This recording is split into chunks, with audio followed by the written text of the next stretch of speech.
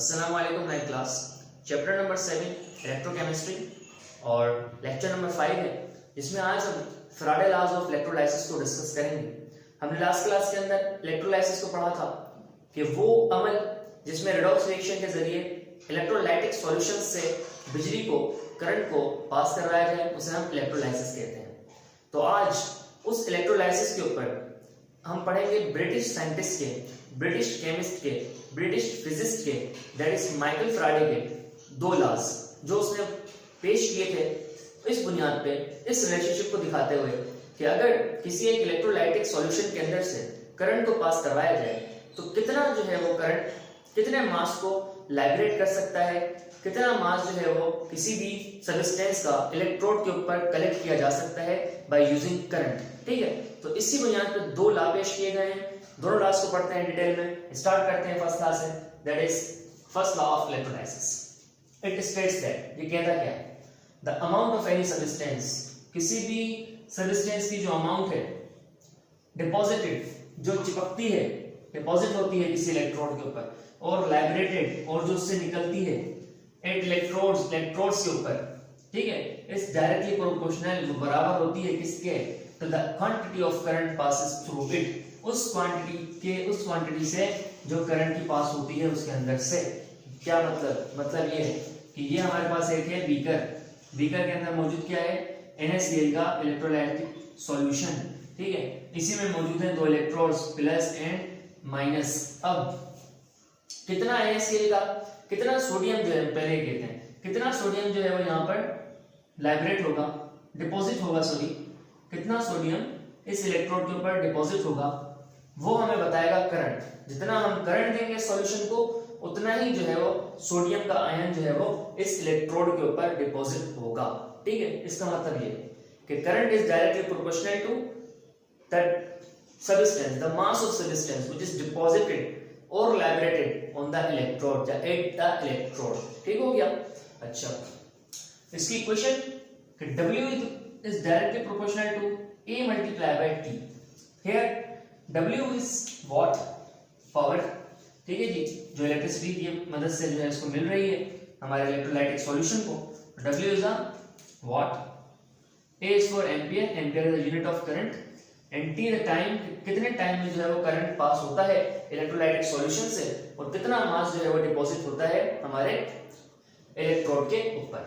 ठीक है, अब ये डायरेक्टली प्रोपोर्शनल साइन है, इसे रिमूव किया जाता है बाय यूजिंग z का इस्तेमाल किया जाता है।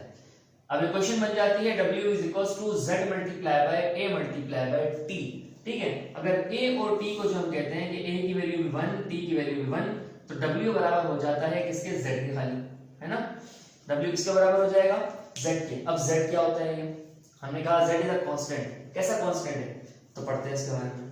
Z is a electrochemical equivalent, Z एक इलेक्ट्रोकेमिकल इक्विवेलेंट है, जो कि क्या होता है, जो कि होता है द वेट, वजन होता है इसका, ऑफ सब्सटेंस डिपॉजिटेड और लाइब्रेटेड एट इलेक्ट्रोड्स, जो वजन, जो मास किसी भी सब्सटेंस का डिपॉजिट हो रहा है इलेक्ट्रोड के ऊपर या लाइब्रेट हो रहा है इलेक्ट्रोड से, उसे हम कहते हैं Z।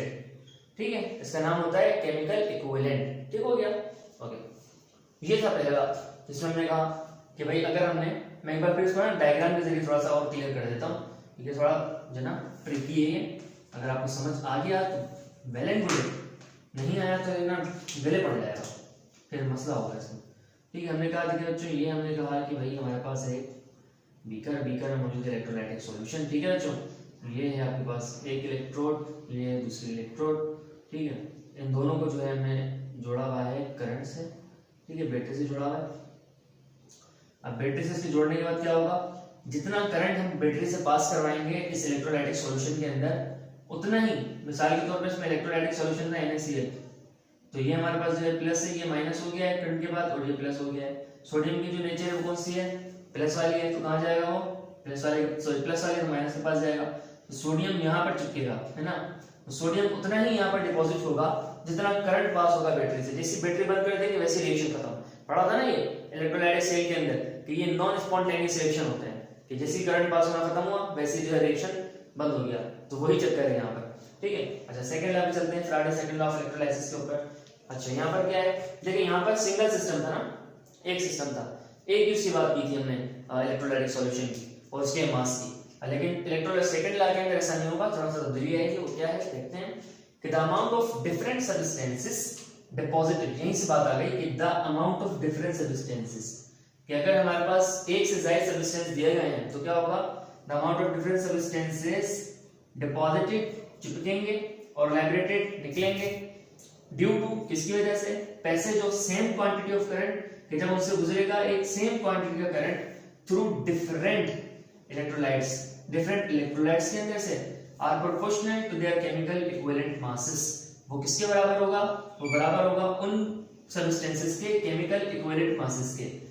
अभी केमिकल इक्विवेलेंट मासेस क्या होते हैं, केमिकल इक्विवेलेंट मास जो है किसी भी एलिमेंट का फाइंड किया जा सकता है, उसकी वैलेंसी से उसके मास को जो है डिवाइड कर दें, उसका निकलेगा केमिकल इक्विवेलेंट मास, ठीक है।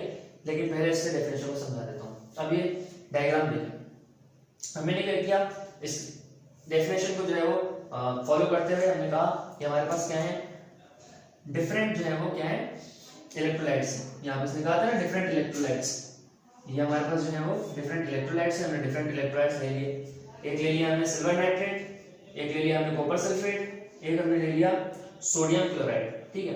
तीनों को किससे जोड़ दिया, तीनों को हमने जोड़ दिया है सेम क्वांटिटी ऑफ करंट से, करंट जो करंट की क्वांटिटी रखी है वो क्या है, सेम है, ठीक है, 96,500 कूलम, जो बराबर होता है 1 फराड के, ठीक है। ये एमसीक्यू का क्वेश्चन है, ऐसे लिखना है 1 farad is equals to 96,500 coulomb. और ये फराड क्या होता है, ये आपके पास वो करंट होता है, ये वो अमाउंट ऑफ करंट होती है जो रिक्वायर्ड होती है किसी भी सब्सटेंस का 1 ग्राम, किसी भी सब्सटेंस का 1 ग्राम जो है वो डिपॉजिट करना या लैबोरेट करने के लिए किसी भी इलेक्ट्रोड के ऊपर, उसे हम कहते हैं 1 farad, that is equals to 96,500 coulomb, coulomb is the unit of charge, ठीक है। चलिए सेम क्वांटिटी ऑफ करंट है 96,500, तीनों ही जो है आपके इलेक्ट्रोलाइट्स के अंदर से गुजरेगा, ठीक है। अब किस इलेक्ट्रोलाइट के अंदर, किस इलेक्ट्रोलाइट का मास जो है वो ज्यादा चिपकेगा इलेक्ट्रोड के ऊपर, ठीक है, यहाँ पर ज्यादा चिपकेगा, यहाँ पर ज्यादा चिपकेगा, या फिर यहाँ पर ज्यादा चिपकेगा मास किसी भी इलेक्ट्रोलाइट का किसी भी इलेक्ट्रोड के ऊपर। तो किस तरह फाइंड किया जाएगा, वो बच्चों फाइंड किया जाता है इक्विवेलेंट मासेस से, ठीक है। इसने कहा था कि the amount of different substances deposited और लैबोरेटेड, जो अमाउंट है डिफरेंट सब्सटेंसेस का जो कि मौजूद है आपके इलेक्ट्रोलाइट्स के अंदर, जो कि डिपॉजिट होंगे या लैबोरेट होंगे due to passage of same quantity of current, जो उनके अंदर से करंट गुजर रहा होगा वो सेम क्वांटिटी का होगा, ठीक है जी, through different electrolytes, different electrolytes के अंदर से आर प्रोपोर्शनल बराबर होगा to their chemical equivalent masses, उनके केमिकल इक्विवेलेंट मासेस के, जिसका केमिकल इक्विवेलेंट मास ज्यादा, जिसका केमिकल इक्विवेलेंट मास ज्यादा, उतना ही उसका मास जो है वो डिपॉजिट होगा इलेक्ट्रोड के ऊपर, ठीक है। इनमें से यहां पर हम लेंगे सिल्वर, कॉपर और सोडियम।